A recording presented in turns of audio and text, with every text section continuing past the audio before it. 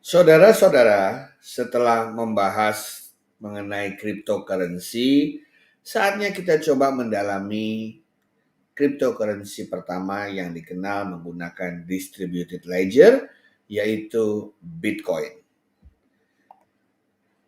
Bitcoin ini, saudara-saudara sekalian, merupakan suatu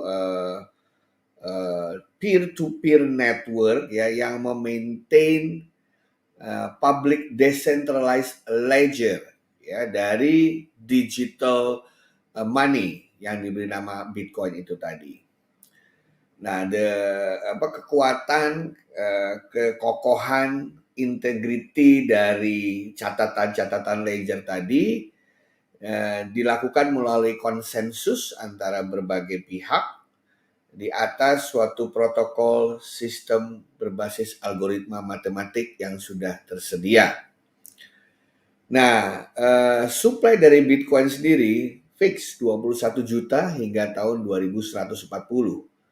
Satu Bitcoin sekarang ratusan juta, dan sebenarnya Bitcoin itu bisa dipecah-pecah menjadi satuan-satuan kecil, misalnya 0,001 Bitcoin dan lain sebagainya. Nah, ownership dari Bitcoin itu sebenarnya tidak lain adalah pencatatan siapa yang memiliki koin tersebut dalam sebuah ledger. Jadi kalau saya memberikan Bitcoin saya ke orang lain, pada dasarnya pencatatannya adalah seolah-olah terjadi pemindahan kepemilikan antara Bitcoin yang saya miliki ke orang lain yang saya kirimi Bitcoin tersebut dalam sebuah network. Karena network ini atau jaringan ini dipergunakan sebagai platform untuk mengirim dan menerima Bitcoin, maka sering dikatakan untuk mempermudah pemahaman orang Bitcoin sebagai the Internet of Money. Itu yang disampaikan. Siapa pengembang awalnya? Orang kalau bicara Bitcoin pasti tidak lepas dari suatu nama, yaitu Satoshi Nakamoto. Ini sangat misterius ya. Apakah Satoshi Nakamoto ini adalah satu orang, sekelompok orang, atau beberapa perusahaan? Nobody knows ya. Itu adalah dipercaya sebagai pseudonym. Pada bulan Oktober tahun 2008, 31 Oktober tepatnya, dia mempublish sebuah white paper dengan judul Bitcoin, a peer-to-peer electronic cash system melalui cryptography mailing list. Pada tanggal 3 Januari 2009, Satoshi pertama kalinya merilis Bitcoin source code. Ya, source code-nya dikirimkan dan software kliennya ke seluruh dunia. Sifatnya open source, semua bisa melihat, mempelajari, dan menggunakannya. Pada tahun 2009 sampai 2010, Satoshi mengupdate source code itu. Kemudian dia menulis lebih dari 80.000 kata untuk menjelaskan cara kerjanya, kenapa itu bisa menjadi masa depan dalam cryptocurrency dan lain sebagainya. 2 tahun kemudian, tahun 2011, nama Satoshi hilang dari peredaran. Pesan terakhir yang disampaikan bahwa dia sedang ada pekerjaan lain atau dia sedang menekuni pekerjaan baru lain. Nah, banyak orang yang mencoba menginvestigasi siapa orang ini dari berbagai cara. Cara forensik, dari forensik tulisannya, secara psikologi dan lain sebagainya. Karena Satoshi Nakamoto dipercaya itu adalah pseudonym, karena belum pernah ada nama-nama itu yang pernah ditemukan sebelum ada Bitcoin. Kemudian ada yang bilang katanya dia adalah seorang laki-laki 38 tahun tinggal di Jepang. Kata Satoshi sendiri ya, kalau ditanya itu artinya adalah clear thinking atau wise thinking ya, pemikiran yang bijaksana gitu ya. Dan kalau dilihat, kalau seandainya dia individual, dia pasti sangat jenius.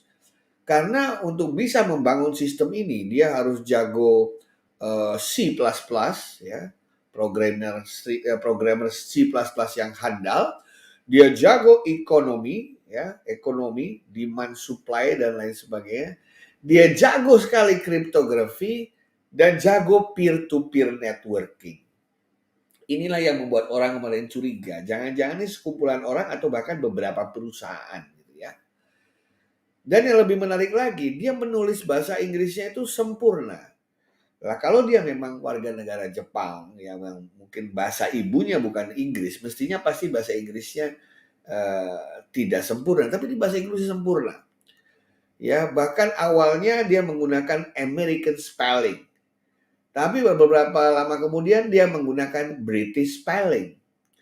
Dan dia banyak menyitir berbagai tulisan yang ada di koran-koran atau literatur di Inggris, ya. Ya terlepas dari apapun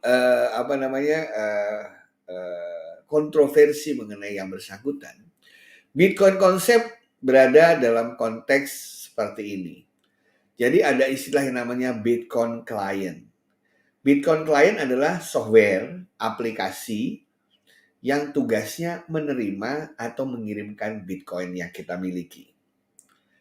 Dan sebagaimana seperti di bank, ada yang namanya Bitcoin address, alamat Bitcoin, yaitu alamat wallet kita, alamat dompet digital kita. Ya, merupakan campuran dari huruf-huruf alfanumerik yang panjang seperti random begitu ya. Kemudian blockchain adalah suatu catatan transaksi, ya, struktur data yang isinya catatan transaksi mengenai perpindahan tangan dari satu Bitcoin ke Bitcoin yang lain, dari satu tangan ke tangan yang lain, tercatat semua dalam sebuah public ledger secara terdistribusi ke banyak orang, dan semua itu berjalan di sebuah yang namanya Bitcoin Network, yaitu kumpulan dari komputer-komputer di mana transaksi Bitcoin terjadi, di mana satu Bitcoin dikirimkan ke Bitcoin yang lain dengan menggunakan tadi Bitcoin Client software-nya, Bitcoin address tujuan dan asalnya, blockchain adalah model pencatatannya, dan network adalah infrastrukturnya. Itulah konsep dari Bitcoin yang dipergunakan. Nah, Bitcoin Wallet sendiri itu sebenarnya merupakan software program. Karena dia merupakan software, dia bisa ditaruh di notebook, bisa ditaruh di tablet, bisa ditaruh di handphone, bisa ditaruh di PC, dan perangkat-perangkat komputasi lainnya. Nah, payment methodnya karena harus membutuhkan dompet digital tadi, maka orang yang ingin menyimpan Bitcoin dan menerima atau mengirimkannya harus memiliki wallet tadi. Nah, cara mendapatkan Bitcoin bisa dapat dari orang karena kita memberikan jasa tertentu, dia bayar dengan Bitcoin, atau kita beli dari uang biasa di pasar marketplace yang menjual Bitcoin, atau kita bisa mining Bitcoin. Ya, mining Bitcoin pada dasarnya adalah menggunakan komputer kita ya untuk bisa menyelesaikan suatu permasalahan matematika yang kompleks yang membutuhkan komputer canggih ya. Intinya padanya sebenarnya adalah guessing, menebak ya, melakukan brute force begitu. Sehingga siapa yang duluan akan memperoleh hadiah Bitcoin. Itu yang namanya mining, cara ketiga mendapatkan Bitcoin. Atau yang tadi kita menukar Bitcoin dengan currency lain yang kita miliki. Jadi seperti itulah cara kita mendapatkan Bitcoin. Nah, Bitcoin sendiri ya untuk mengamankannya menggunakan key public key infrastructure ya. Nah, artinya di dalamnya itu kita menggunakan dua kunci publik dan kunci private. Kunci private adalah semacam password yang hanya saya yang memiliki, orang lain tidak ada yang tahu. Sementara kunci publik adalah kunci yang saya miliki yang seluruh dunia boleh tahu. Kunci publik itu berelasi dengan nomor wallet kita. Jadi kalau ada orang ingin mengirimkan Bitcoin-nya ke tempat kita akan berikan kunci publik itu, atau dia bisa melihat kunci publik itu yang berelasi dengan rekening kita sehingga dia bisa mengirimkannya ke kita. Sementara private key kita adalah kunci pasangannya. Sehingga kalau seseorang mengirimkan sesuatu ke kita dengan menggunakan public key kita, tapi orang lain yang mencoba mengambilnya tidak bisa karena harus membutuhkan kunci satunya, yaitu kunci private yang kita miliki. Nah, inilah yang dibutuhkan untuk membuat jejaring Bitcoin dalam blockchain itu aman, karena tidak sembarang orang bisa mengirim atau menerima kecuali yang bertransaksi memiliki private key dan public key-nya masing-masing. Saudara-saudara sekalian, sekarang Bitcoin Exchange bisa terjadi di mana-mana, marketplace-nya banyak, trading-nya banyak, orang yang tidak mau capek-capek mining bisa membelinya gitu ya.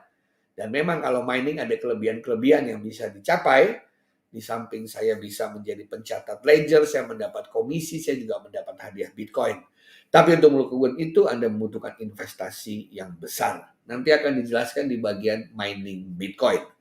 Sementara kalau kita hanya memiliki komputer kecil, kita harus bergabung dengan penambang-penambang lain yang sering disebut sebagai konsep mining pool. Seperti itu. Oke, jadi itulah the ABCs inti dari konsep Bitcoin. Terima kasih.